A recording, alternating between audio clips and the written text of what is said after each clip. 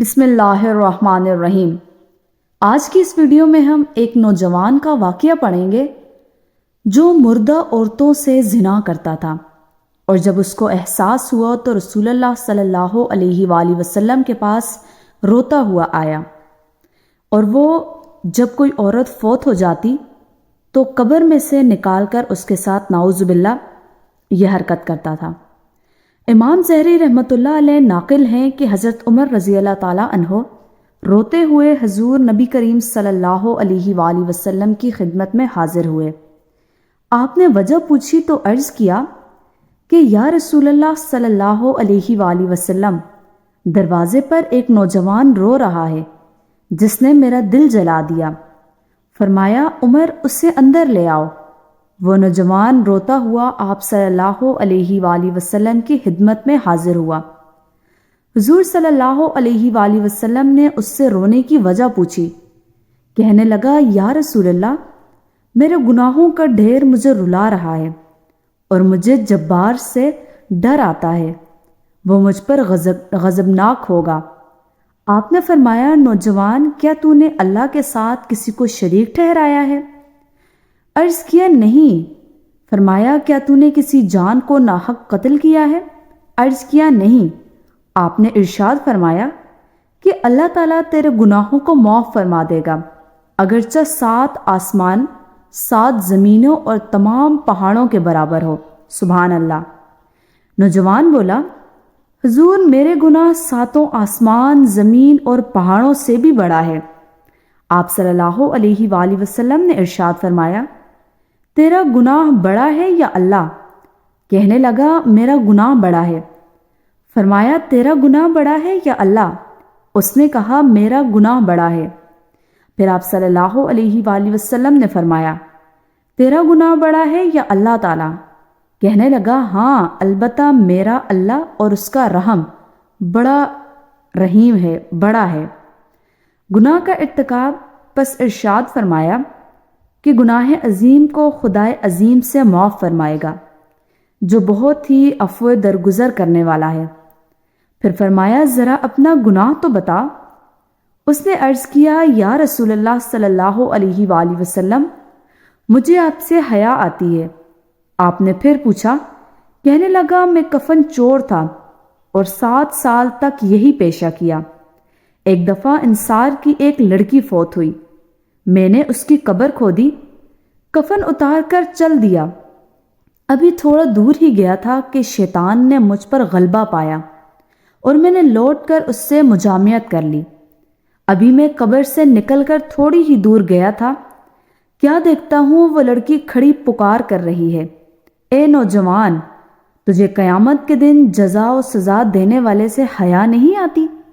جس وقت تو اپنی کرسی فیصلے کے لیے رکھے گا اور ظالم سے مظلوم کا بدلہ دلوائے گا، تو مرنے والوں کے مجمع میں مجھے ننگا کر کے چل دیا ہے اور میرے اللہ کے روبرو مجھے باحالت جنابت حاضر ہونے پر مجبور کیا ہے۔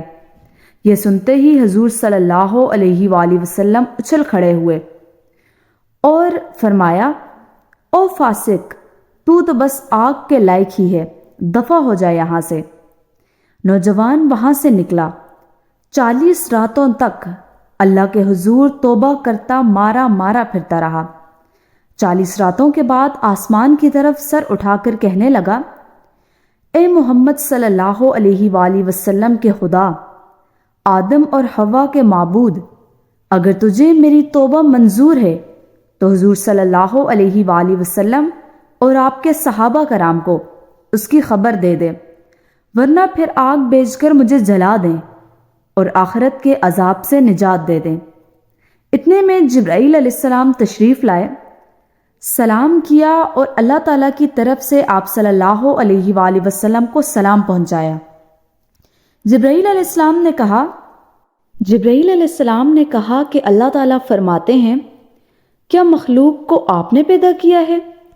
فرمایا مجھے بھی اور تمام مخلوق کو اسی نے پیدا فرمایا ہے۔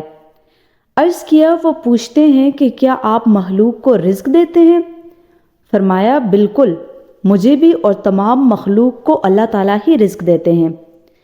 عرض کیا وہ پوچھتے ہیں کیا بندوں کی توبہ آپ قبول کرتے ہیں؟ فرمایا بالکل، میری بھی اور تمام بندوں کی توبہ وہی قبول فرماتا ہے۔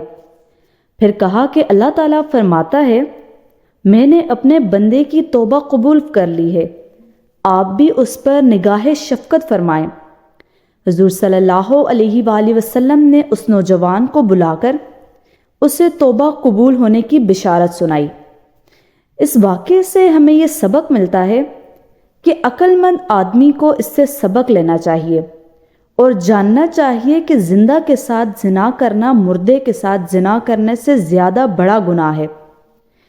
اسی کی معافی کے لیے حقیقی اور سچی توبہ کرنی چاہیے۔ تو دیکھیں، جب سچی توبہ پیش کی تو اللہ تعالیٰ نے اسے معاف فرما دیا، اور یہ بھی ضروری ہے کہ جس حیثیت کا گناہ ہو توبہ بھی اسی درجے کی ہونی چاہیے۔ اللہ تعالیٰ ہم سب کا حامی و ناصر ہو، آمین ثم آمین۔ زنا ایک گناہ کبیرہ ہے۔ رسول اللہ صلی اللہ علیہ وآلہ وسلم نے فرمایا جب کوئی شخص زنا کرتا ہے یا شراب پیتا ہے تو اللہ اس کے اندر سے ایمان اس طرح نکال لیتا ہے جس طرح آدمی قمیض کو اپنے سر سے اتار لیتا ہے۔ رسول اللہ صلی اللہ علیہ وآلہ وسلم نے فرمایا میری امت کے کچھ لوگ زنا، ریشم، شراب اور موسیقی کو حلال کر لیں گے۔ اسلامی احکام کے مطابق زنا سے مراد ایسی مجامعت یا مباشرت ہے جو اپنے وقوع میں نکاح سے پہلے یا نکاح کے علاوہ ہو۔ نکاح کے بغیر مرد و زن کی ایسی مجامعت یا مباشرت حرام ہے اور اس پر حدود کا نفاذ ہوتا ہے۔ کچھ لوگوں کے ذہن میں یہ ہے کہ اپنی عورتوں کا کرایہ پر اٹھا سکتے ہیں یا جنسی خدمت کا معاوضہ وصول کرنے سے وہ حلال ہو جاتا ہے۔ یہ غلط ہے اور اس کو زنا ہی کہیں گے۔ اس کے علاوہ کچھ لوگ اپنی چال کے مطابق اپنی عورتوں کو دشمن کے حوالے کر دیتے ہیں اس خیال سے کہ دشمن کمزور ہوگا۔ یہ بھی حرام اور اس طرح کی آمدنی بھی حرام ہے۔ اس سے اور اس طرح کی جنگی حکمت عملی سے بچو۔ یہ سراسر بے غیرتی کہ اپنی لڑائی عورتوں کے پیچھے چھپ کر لڑو۔ زنا ایک نہایت قبیح فعل اور بہت بڑا فساد ہے۔ اس کے اثرات بھی بہت بڑے ہیں اور اس سے بہت سے نقصانات جنم لیتے ہیں۔ یہ اثرات مرتکب زنا پر ہوں یا امت پر، زنا شرک کے بعد سب سے بڑا گناہ ہے اور اسلام میں اس کے مرتکب کے لیے سخت سزائیں متعین کی گئی ہیں۔ امام احمد بن حنبل رحمۃ اللہ علیہ فرماتے ہیں کہ میں نہیں جانتا کہ قتل کے بعد زنا سے بڑھ کر کوئی اور گناہ ہو۔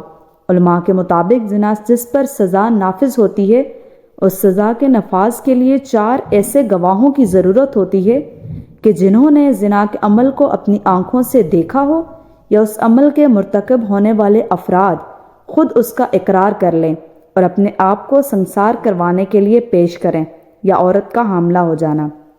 اگر گواہی ناقص ثابت ہو تو گواہ پر خود سخت سزا لازم آتی ہے، اور کسی پر اس قسم کا الزام لگانے والوں کے بارے میں قرآن واضح طور پر کہتا ہے اور وہ لوگ جو تہمت لگائیں پاک دامن عورتوں پر پھر نہ لا سکیں وہ 4 گواہ تو کوڑے مارو انہیں 80 اور نہ قبول کرو ان کی گواہی کبھی بھی، اور یہی لوگ فاسق ہیں۔ جزاک اللہ خیر۔ اللہ حافظ۔